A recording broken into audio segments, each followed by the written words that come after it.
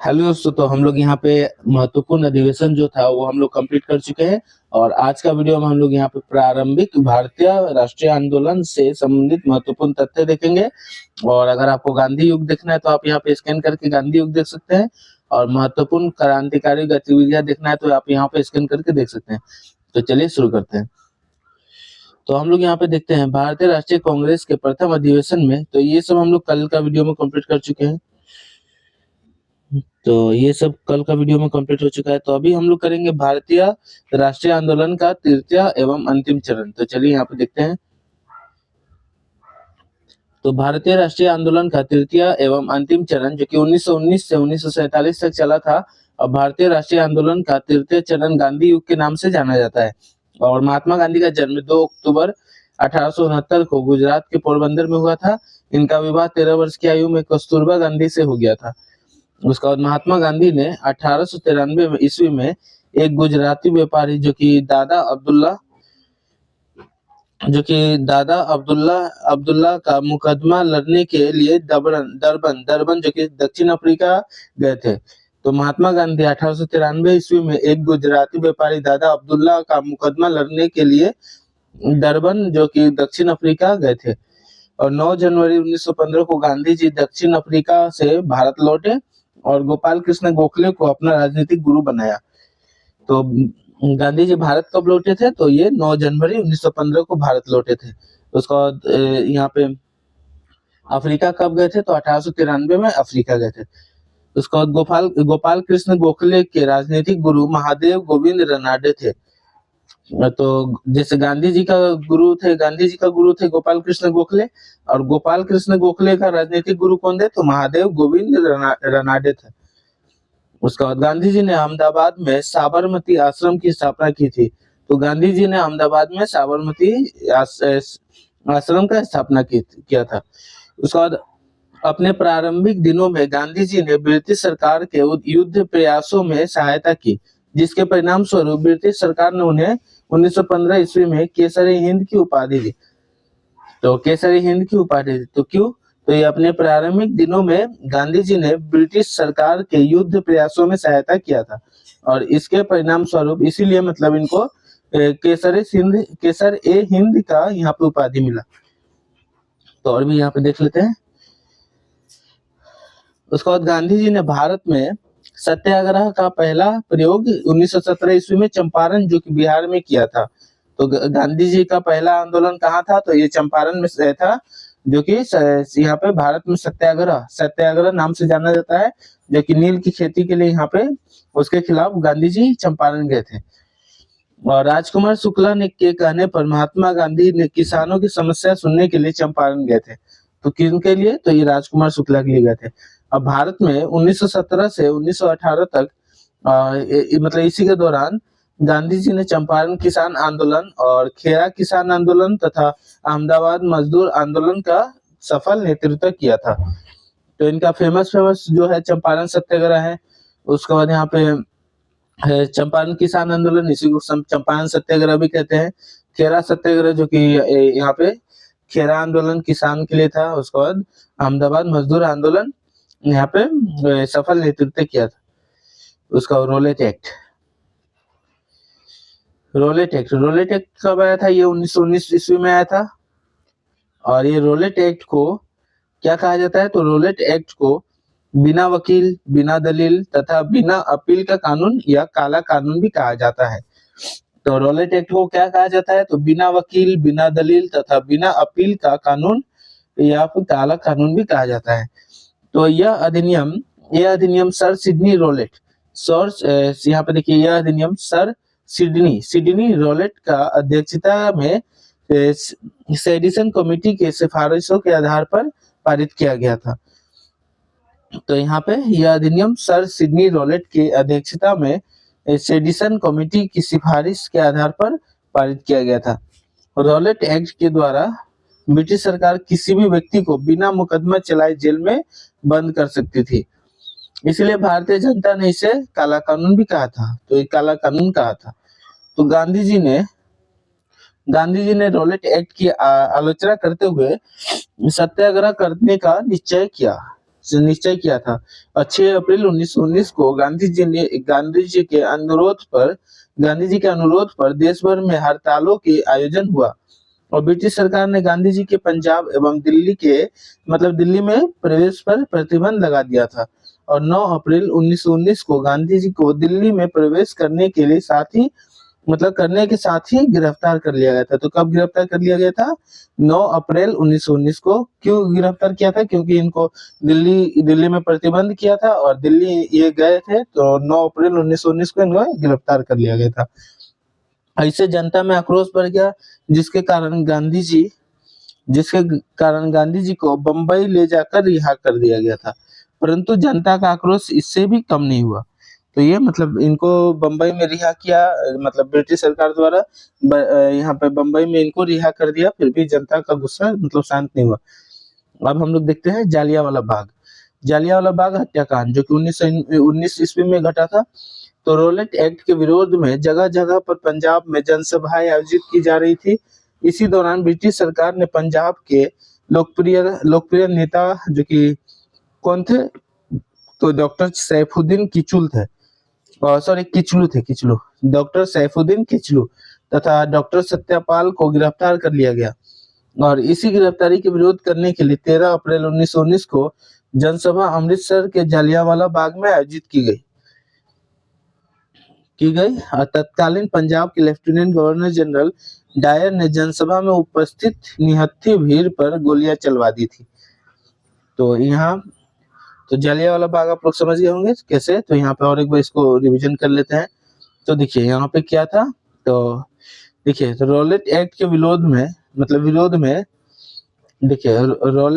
विरोध में जगह जगह पर पंजाब में जनसभाएं आयोजित की जा रही थी। इसी दौरान ब्रिटिश सरकार ने पंजाब के लोकप्रिय नेता जो कि डॉक्टर सैफुद्दीन किचलू थे तथा डॉक्टर सत्यपाल को गिरफ्तार कर लिया। इसी गिरफ्तारी का विरोध करने के लिए 13 अप्रैल 1919 को एक जनसभा अमृतसर के जलियांवाला बाग में आयोजित की गई थी। ठीक है, तो तत्कालीन पंजाब के लेफ्टिनेंट गवर्नर जनरल जो कि डायर था, तो जनसभा में उपस्थित निहत्थी भीड़ पर गोलियां चलवा दी थी और इस हत्याकांड के विरोध में वायसराय की कार्यकारिणी के सदस्य पद से शंकर नायर ने त्यागपत्र दे दिया। तो इस हत्याकांड के विरोध में वायसराय की कार्यकारिणी के सदस्य पद से शंकर नायर ने त्यागपत्र दे दिया और इस हत्याकांड के विरोध में रविंद्रनाथ टैगोर ने अपनी उपाधि जो कि नाइटहुड की उपाधि थी वापस कर दी थी। उसके बाद इस हत्याकांड के विरोध में महात्मा गांधी ने अपनी केसरी हिंद उपाधि को वापस कर दी थी। इस हत्याकांड के विरोध में महात्मा गांधी ने अपनी केसरी हिंद जो इनको मिला था, जो कि ब्रिटिश का साथ दे रहे थे, ब्रिटिश का जो साथ दे रहे थे इसमें युद्ध अभ्यास के लिए, तो ये केसरी हिंद इनको तभी मिला था, तो इन्होंने भी केसरी हिंद का उपाधि वापस कर दी थी। उसके बाद इस हत्याकांड के जांच जो कि हंटर आयोग ने की थी। तो जालियांवाला बाग हत्याकांड का जांच कौन आयोग किया था? तो हंटर आयोग ने किया था। उसके बाद हम लोग देखते हैं खिलाफत आंदोलन जो कि शौकत अली तथा मोहम्मद अली जो कि अली बंधुओं के नाम से भी जाना जाता है, उन्होंने 1919 ईस्वी में शुरू किया था। तो खिलाफत आंदोलन कौन शुरू किया था? तो यहाँ पे मोहम्मद अली और शौकत अली और मोहम्मद अली जो कि अली बंधुओं के नाम से फेमस है। अली बंधुओं के नाम से फेमस है और उन्होंने 1919 ईस्वी में शुरू किया था। क्या शुरू किया था? तो खिलाफत आंदोलन। इस आंदोलन को महात्मा गांधी का समर्थन भी प्राप्त था। इस आंदोलन की शुरुआत भारतीय मुसलमानों, तो यहाँ पे और भी है,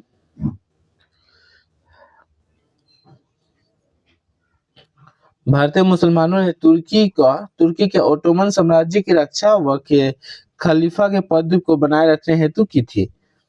तो क्यों किया गया था? तो ये खिलाफत आंदोलन इस आंदोलन का यहाँ पे इस सबने क्यों किया गया था? तो तुर्की के ओटोमन साम्राज्य की रक्षा व खलीफा के पद को बनाए रखने हेतु किया था। उसके बाद असहयोग आंदोलन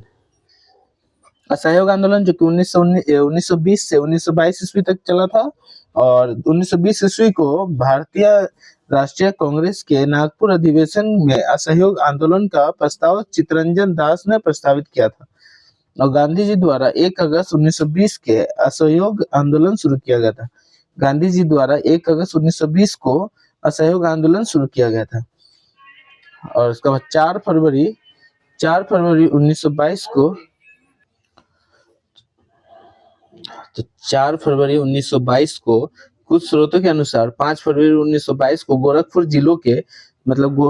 जिले के चौरी चौरा नामक स्थान पर आंदोलनकारी भीड़ ने एक थाने में आग लगा दी थी। इस घटना से गांधी जी बहुत दुखी हुए और उन्होंने 12 फरवरी 1922 को असहयोग आंदोलन समाप्त कर दिया था। तो ये आप समझ गए होंगे असहयोग आंदोलन में ही यहाँ पे चौरी चौरा कांड हुआ था और उसके बाद यहाँ पे उनका वैसे असहयोग आंदोलन मतलब चौरी चौरा कांड की वजह से 12 फरवरी 1922 को समाप्त कर दिया गया था गांधी जी के द्वारा। तो 22 मार्च 1922 में गांधी जी को गिरफ्तार कर लिया गया और 6 वर्ष की सजा सुनाई गई। तो मार्च 1922 में गांधी जी को गिरफ्तार कर लिया गया और 6 वर्ष की सजा सुना दी गई। उसके बाद बाल गंगाधर तिलक ने असहयोग आंदोलन का समर्थन किया था, परंतु इस आंदोलन के प्रथम दिन ही इनकी मृत्यु हो गई थी। तो बाल गंगाधर तिलक इनका मतलब लाठी से मारकर यहाँ पे मृत्यु हो गई, मतलब मृत्यु कर दिया गया था। स्वराज पार्टी जो कि 1923 ईस्वी में हुआ था। स्वराज पार्टी की स्थापना 1923 ईस्वी में यहाँ पे हुआ था और इसमें मतलब इस मोतीलाल नेहरू और चित्तरंजन दास ने इलाहाबाद में की थी। और हिंदुस्तान रिपब्लिक एसोसिएशन 1924 ईस्वी में और 1924 ईस्वी में राम प्रसाद बिस्मिल, चंद्रशेखर आजाद, सचिंद्र नाथ सनिहाल उसके बाद आदि ने मिलकर हिंदुस्तान रिपब्लिक एसोसिएशन जो कि HAR की स्थापना कानपुर में की थी। तो हिंदुस्तान रिपब्लिक एसोसिएशन तो HRA होना चाहिए, तो HAR लिखा, सॉरी HRA, हाँ HRA। तो 1924 ईस्वी में राम प्रसाद बिस्मिल, चंद्रशेखर आजाद, सचिंद्र नाथ सन्याल आदि ने मिलकर हिंदुस्तान रिपब्लिक एसोसिएशन जिसको HAR भी HRA भी कहा जाता है, तो HRA की स्थापना कानपुर में किया था। उसके बाद काकोरी कांड जो कि यहाँ पे है, तो काकोरी कांड यह घटना 9 अगस्त 1925 को काकोरी नामक स्थान पर हुई, जिसमें एक 8 डाउन ट्रेन में रखे सरकारी खजाने को लूटा गया था। काकोरी कांड यह घटना 9 अगस्त 1925 को काकोरी नामक स्थान पर हुई और जिसमें एक 8 डाउन ट्रेन में रखे सरकारी खजाने को लूटा गया था। इस घटना में कई लोगों को अभियुक्त बनाया गया, जिसमें से राम प्रसाद बिस्मिल, राजेंद्र लाहिरी, अशफाक उल्ला खान तथा रोशन सिंह को फांसी दी गई थी। नोट करने वाला बात यहाँ पे देख लीजिए। तो यहाँ पे कुछ समय पूर्व उत्तर प्रदेश सरकार द्वारा भारतीय स्वतंत्रता संग्राम के इतिहास के एक महत्वपूर्ण अध्याय जो कि काकोरी कांड का नाम परिवर्तित करके काकोरी ट्रेन एक्शन कर दिया गया था। और उसका हिंदुस्तान सोशलिस्ट रिपब्लिक एसोसिएशन, तो ये 1928 में यहाँ पे हुआ था। और 1928 ईस्वी में चंद्रशेखर आजाद ने HSRA जो कि हिंदुस्तान सोशलिस्ट रिपब्लिक एसोसिएशन की स्थापना फिरोज शाह कोतला दिल्ली में की थी। महत्वपूर्ण तथ्य 1928 ईस्वी में ही भगत सिंह, चंद्रशेखर आजाद और राजगुरु ने पुलिस अधिकारी जो कि सैंडर्स की लाहौर में हत्या कर दी थी। तो 1928 ईस्वी में ही भगत सिंह, चंद्रशेखर आजाद और राजगुरु ने पुलिस अधिकारी सैंडर्स को लाहौर में हत्या कर दी थी। और 8 अप्रैल 1929 का भगत सिंह और बटुकेश्वर दत्त ने केंद्रीय विधानमंडल में बम फेंका था। भगत सिंह ने इंकलाब जिंदाबाद का नारा भी लगाया था। 8 अप्रैल 1929 को भगत सिंह और बटुकेश्वर दत्त ने केंद्रीय विधानमंडल में बम फेंका था तथा भगत सिंह ने इनकलाब जिंदाबाद का नारा लगाया था। और यहाँ पे और भी है। तो 23 मार्च 1931 को भगत सिंह, सुखदेव और राजगुरु को अंग्रेजों द्वारा फांसी दे दी गई थी। तो 23 मार्च 1931 को भगत सिंह, सुखदेव और राजगुरु को अंग्रेजों द्वारा फांसी दी गई थी। और 27 फरवरी 1931 को चंद्रशेखर आजाद, जो कि इलाहाबाद के अल्फ्रेड पार्क में पुलिस से मुठभेड़ में शहीद हो गए थे। और सूर्यसेन के नेतृत्व में चटगांव या फिर शस्त्रागार पर छापा मारा गया था। सूर्यसेन के नेतृत्व में चटगांव या फिर शस्त्रागार पर छापा मारा गया था। और राजद्रोह के आरोप में 1934 ईस्वी में सूर्यसेन को फांसी दी गई थी। तो साइमन कमीशन कब आया था? तो ये 1927 से 28 के बीच में आया था। और नवंबर 1927 में सर जॉन साइमन की अध्यक्षता में एक आयोग गठित हुआ जिसमें कोई भी भारतीय सदस्य नहीं था। और साइमन कमीशन फरवरी 1928 में बंबई भारत आया था। और इरविन के सुझावों पर भारतीयों को साइमन कमीशन से बाहर रखा गया था। इरविन के सुझावों पर भारतीयों को साइमन कमीशन से बाहर रखा गया था। भारतीय राष्ट्रीय कांग्रेस ने इसका बहिष्कार किया था। और 17 नवंबर 1928 को साइमन कमीशन का विरोध करते समय पुलिस की लाठी लगने से लाला लाजपत राय की मृत्यु हो गई थी। साइमन कमीशन ने अपनी रिपोर्ट मई 1930 में प्रस्तुत की थी। नेहरू रिपोर्ट जो कि 1928 ईस्वी में था। और साइमन कमीशन का बहिष्कार करने पर यहाँ पे बर्किनहेड, जो कि यहाँ पे क्या है, तो ये बर्किनहेड ने भारतीयों को संविधान बनाने की चुनौती दी। और भारतीय नेताओं ने इस चुनौती को स्वीकार कर लिया तथा इसके बाद 1928 ईस्वी में दिल्ली में एक सम्मेलन का आयोजन हुआ। उसके बाद मोतीलाल नेहरू की अध्यक्षता वाली समिति ने अगस्त 1928 में एक रिपोर्ट पेश की जिसे नेहरू रिपोर्ट के नाम से जाना जाता है। तो ये जवाहरलाल नेहरू के पिता मोतीलाल नेहरू थे। उसको यहाँ पे भारतीय राष्ट्रीय कांग्रेस का लाहौर अधिवेशन 1929 ईस्वी। तो भारतीय राष्ट्रीय कांग्रेस के लाहौर अधिवेशन जो कि दिसंबर 1929 में आयोजित किया गया। और इस अधिवेशन के अध्यक्ष पंडित जवाहरलाल नेहरू थे। और इस अधिवेशन में पूर्ण स्वराज की मांग की गई थी। और सविनय अवज्ञा आंदोलन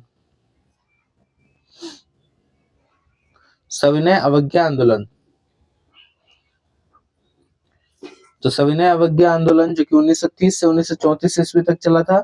अब 12 मार्च 1930 को महात्मा गांधी ने ऐतिहासिक नामक सत्याग्रह आंदोलन प्रारंभ किया था। और इसे दांडी मार्च भी कहा जाता है। गांधी ने साबरमती आश्रम से अपनी 78 अनुयायियों को साथ दांडी मार्च किया। और 24 दिन की लंबी यात्रा के पश्चात 6 अप्रैल 1923 को यहाँ पे दांडी में गांधी जी ने नमक कानून तोड़ दिया था। यही से सविनय अवज्ञा आंदोलन प्रारंभ हुआ था। नमक कानून के उल्लंघन पर गांधी जी को गिरफ्तार कर लिया गया तथा यरवदा जेल में रखा गया। इसके बाद सविनय अवज्ञा आंदोलन के नेतृत्व जो कि अब्बास तैयबजी ने किया। उसका वेब मिलकर एक अमेरिकी पत्रकार था जिसको वेब मिलर एक अमेरिकी पत्रकार था जिसको दांडी मार्च के समय साबरमती आश्रम में गांधी जी ने ठहराया था। और भी है खुदाई खिदमतगार जो कि लाल कुर्ती आंदोलन भी कहा जाता है। तो खुदाई खिदमतगार लाल कुर्ती आंदोलन खान अब्दुल गफ्फार खान ने शुरू किया था। और इस आंदोलन के माध्यम से खान अब्दुल गफ्फार खान ने सविनय अवज्ञा आंदोलन को भी सहयोग दिया था। गोलमेज सम्मेलन जो कि 1930 से 1932 ईस्वी तक चला। प्रथम गोलमेज सम्मेलन जो कि 1930 ईस्वी में लंदन में हुआ। और इस सम्मेलन का उद्घाटन ब्रिटेन के सम्राट जॉर्ज पंचम ने किया था। इस सम्मेलन की अध्यक्षता ब्रिटेन के तत्कालीन प्रधानमंत्री रैमसे मैकडोनाल्ड ने किया था। और द्वितीय गोलमेज सम्मेलन कब हुआ था? तो 1931 ईस्वी में हुआ था। द्वितीय गोलमेज सम्मेलन 1931 ईस्वी में हुआ था और ये भी लंदन में ही हुआ था। महात्मा गांधी ने द्वितीय गोलमेज सम्मेलन में भाग लिया, परंतु सांप्रदायिक प्रकरण पर विवाद होने के कारण गांधी जी वहां से निराश होकर वापस आ गए और ये सम्मेलन विफल हो गया।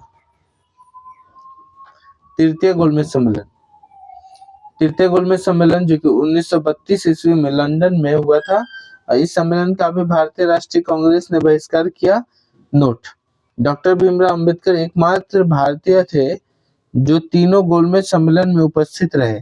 गांधी इरविन समझौता जो कि 5 मार्च 1931 को हुआ था और इसको दिल्ली समझौता भी कहा जाता है। पूना पैक्ट या फिर पूना समझौता, तो पूना पैक्ट से जो कि पूना समझौता जो कि सितंबर 1932 को महात्मा गांधी का डॉक्टर भीमराव अंबेडकर के बीच हुआ था। पूना पैक्ट, और ये 1932 के मतलब पूना पैक्ट हुआ था। और गांधी इरविन समझौता ये यहाँ पे ये कब हुआ था? तो ये मतलब दिल्ली समझौता को भी कहा जाता है। 5 मार्च 1931 को हुआ था। भारत छोड़ो आंदोलन जो कि 1942 ईस्वी में आया था। भारत छोड़ो आंदोलन अगस्त 1942 में महात्मा गांधी ने शुरू किया था और इस आंदोलन के शुरू होते ही महात्मा गांधी को गिरफ्तार कर लिया गया था और आगा खान जो कि पैलेस में कैद करके रखा गया। आगा खान पैलेस में कैद करके रखा गया था। खराब स्वास्थ्य होने के कारण महात्मा गांधी को मई 1944 में रिहा कर दिया गया और मुस्लिम लीग ने इस आंदोलन का समर्थन नहीं किया था। तो ये भारत छोड़ो आंदोलन का समर्थन मुस्लिम लीग ने नहीं किया था। और भारत छोड़ो आंदोलन के दौरान लुई फिशर महात्मा गांधी के साथ थे। भारत छोड़ो आंदोलन के दौरान लुई फिशर महात्मा गांधी के साथ थे। भारत छोड़ो आंदोलन के दौरान महात्मा गांधी ने करो या मरो का नारा भी दिया गया था। कैबिनेट मिशन 1946, कैबिनेट मिशन 24 मार्च 1946 को भारत आया था और कैबिनेट मिशन का उद्देश्य भारत के लिए संविधान तैयार करने हेतु शीघ्र ही एक कार्य प्रणाली तैयार करना होगा। इटली की घोषणा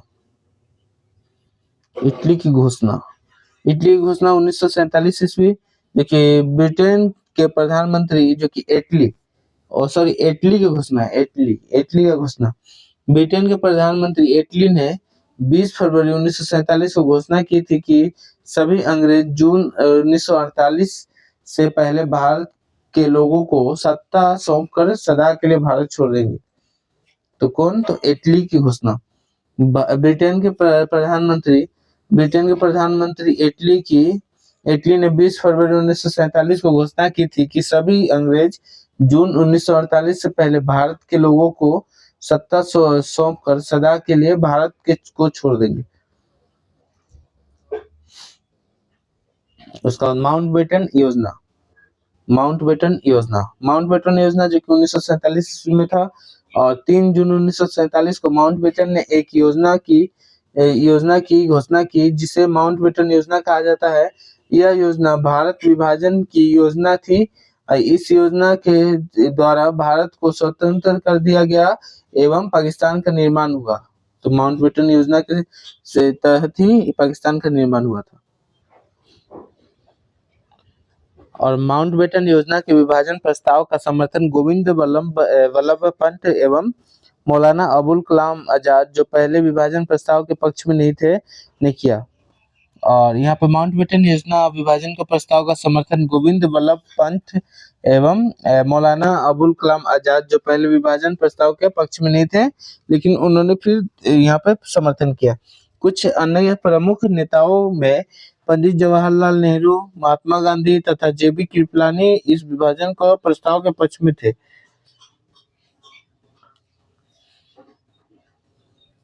महत्वपूर्ण तथ्य,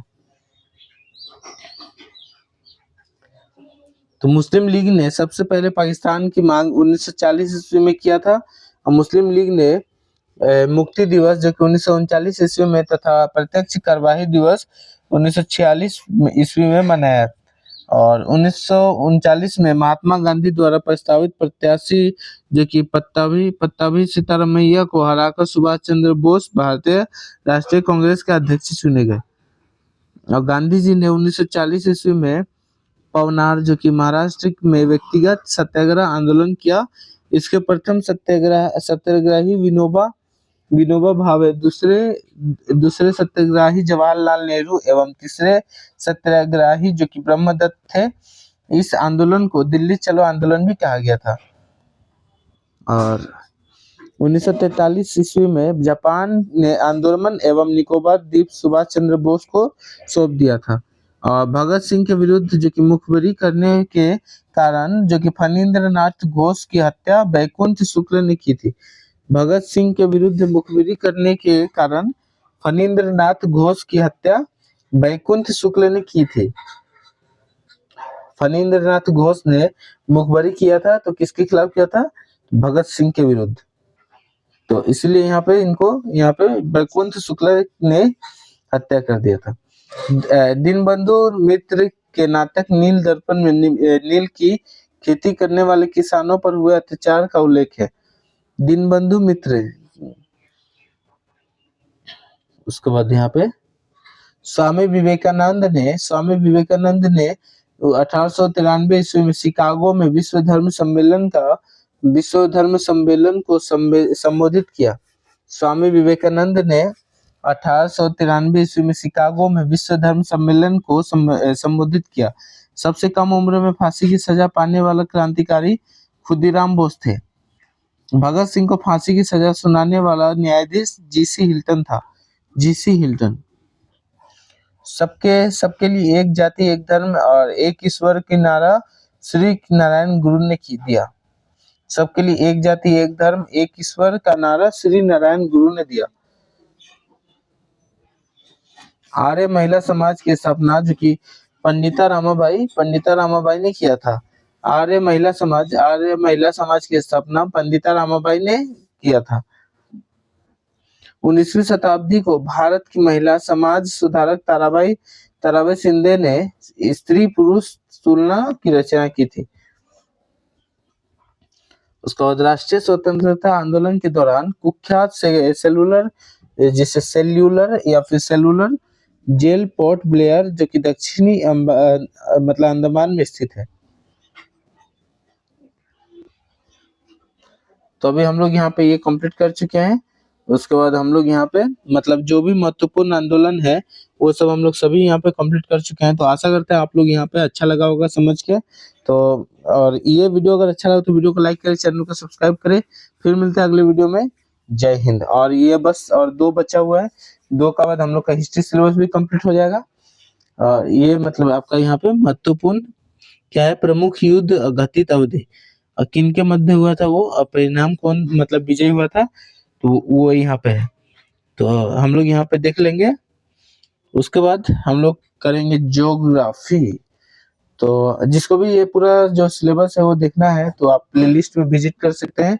जो कि हम लोग हिंदी कंप्लीट कर चुके हैं, जो कि बहुत लोग जानते होंगे। हिंदी का फुल सिलेबस कंप्लीट हो चुका है। तो कौन सा सिलेबस? तो गागर में सागर बुक का फुल सिलेबस हिंदी वाला कंप्लीट हो चुका है। और हिस्ट्री वाला भी हम लोग बस 2 टॉपिक बचा हुआ है, एक ही टॉपिक बचा हुआ है, 2 पेज है। तो ये भी हम लोग कंप्लीट करके प्लेलिस्ट बना हुआ है, तो आप लोग जाके वहाँ देख सकते हैं। तो चलिए फिर मिलते हैं अगली वीडियो में। जय हिंद।